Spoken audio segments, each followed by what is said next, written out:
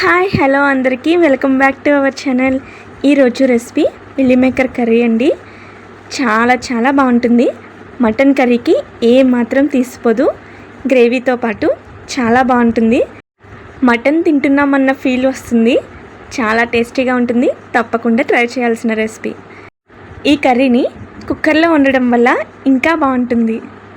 చాలా జ్యూసీగా చాలా టేస్టీగా ఉంటుంది. కుక్కర్లో 2 or 3 టేబుల్ స్పూన్స్ వరకు ఆయిల్ వేసేసుకొని, ఆయిల్ హీట్ అయిన తర్వాత బిర్యానీ ఆకు, అలాగే చిన్న చెక్క, 2-3 లవంగాలు, 2 ఇలాచీ వేసేసుకొని 1 నిమిషం ఫ్రై అయిన తర్వాత పొడిగా కట్ చేసుకున్న ఉల్లిపాయ ముక్కల్ని వేసేసుకోవాలి. అలాగే ఉల్లిపాయలు కాస్త ఫ్రై అయిన తర్వాత వాటితో పాటే పొడిగా కట్ చేసుకున్న మీడియం సైజ్ టమాటా కూడా వేసేసుకోవాలి. ఇవి 2 నిమిషాలు ఫ్రై అయిన తర్వాత కొత్తిమీర కూడా వేసుకోండి. కర్రీ టేస్ట్ చాలా బాగుంటుంది.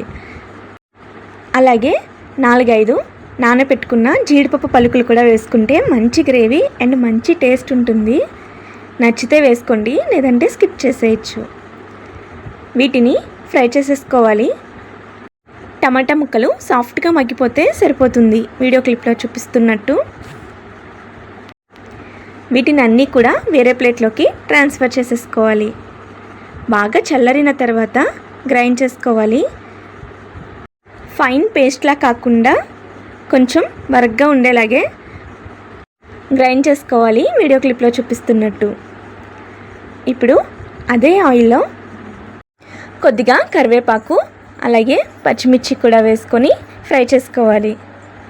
కాస్త ఫ్రై అయిన తర్వాత మనం గ్రైండ్ చేసుకున్న ఉల్లిపాయ టమాటా పేస్ట్ ఉంది కదా, అది కూడా వేసేసుకోవాలి. ఆయిల్లో ఈ పేస్ట్ బాగా వేగాలి. కంప్లీట్గా ఆయిల్ పైకి తేలేంత వరకు మీడియం ఫ్లేమ్లోనే మాడకుండా నెమ్మదిగా వేయించుకోవాలి. పేస్ట్ ఫ్రై అవ్వడానికి ఎక్కువ టైం ఏం పట్టదండి. ఆల్రెడీ మనం ఉల్లిపాయలు టమాటాలు ఫ్రై చేసుకున్నాం కాబట్టి. ఇలా ఆయిల్ పైకి తేలేంత వరకు ఫ్రై చేసుకున్న తర్వాత 1/2 టేబుల్ స్పూన్ అల్లం వెల్లుల్లి పేస్ట్ వేసేసుకోవాలి. అల్లం వెల్లుల్లి పేస్ట్ పచ్చివాసన పోయేంత వరకు కూడా ఫ్రై చేసుకున్న తర్వాత 1/2 టేబుల్ స్పూన్ పసుపు, అలాగే మీ కారానికి తగ్గట్టు కారం కూడా వేసేసుకొని అంతా కూడా బాగా కలిసేంత వరకు మరొకసారి కలుపుకోవాలి. మీ టేస్ట్కి తగ్గట్టు సాల్ట్ లేదా కల్లుప్పు కూడా వేసేసుకోండి. ఇవన్నీ కూడాను 1 నిమిషం పాటు వేయించుకున్న తర్వాత వేడి నీటిలో 10 నిమిషాల పాటు నానబెట్టుకున్న మిల్లీ మేకర్ని వేసేసుకోవాలి. మిల్లీ మేకర్కి కూడా ఉప్పు కారాలన్నీ కూడా బాగా పట్టేలాగా కాస్త ఫ్రై చేసుకోవాలి. నెక్స్ట్ వాటర్ వేసుకోవాలి.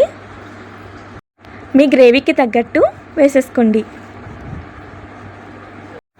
మీరు పెద్ద మిల్లీ మేకర్లైనా తీసుకోవచ్చు, లేదంటే చిన్న మిల్లీ మేకర్లైనా తీసుకోవచ్చు. ఇక్కడ నేను పెద్ద మిల్లీ మేకర్నే యూజ్ చేస్తున్నాను. వాటర్ వేసేసుకున్న తర్వాత జస్ట్ 2 విజిల్స్ వేయించుకుంటే సరిపోతుందండి. సాఫ్ట్గా చాలా జ్యూసీగా అయితే ఉడుకుతుంది. చూసారు కదా, గ్రేవీ కూడా థిక్ కన్సిస్టెన్సీలో అయితే వచ్చేసింది. ఫైనల్గా ఇప్పుడు కసూరి మేతి, కొత్తిమీర కూడా వేసేసుకొని అంతా కూడా బాగా కలిసేంత వరకు మిక్స్ చేసేసుకోవాలి. 1-2 నిమిషాల పాటు ఉడికిస్తే సరిపోతుంది. కర్రీ రెడీ అయిపోతుంది. రైస్లోకే కాదండి, బిర్యానీలోకైనా చాలా బాగుంటుంది. చపాతీలోకి కూడా సూపర్ ఉంటుంది. చూసారు కదా, మిల్లీ మేకర్ లోపల వరకు వెళ్ళి ఎంత జ్యూసీగా ఉందో. డెఫినెట్గా ట్రై చేసేసి మీకు ఎలా కుదిరిందో కామెంట్ చేయడం మర్చిపోద్దు. మీలో ఎంతమందికి ఈ మిల్లీ మేకర్ కర్రీ అంటే ఇష్టమో కూడా కామెంట్ చేసేయండి. సబ్స్క్రైబ్ చేసుకోవడం మర్చిపోవద్దు. Thank you for watching.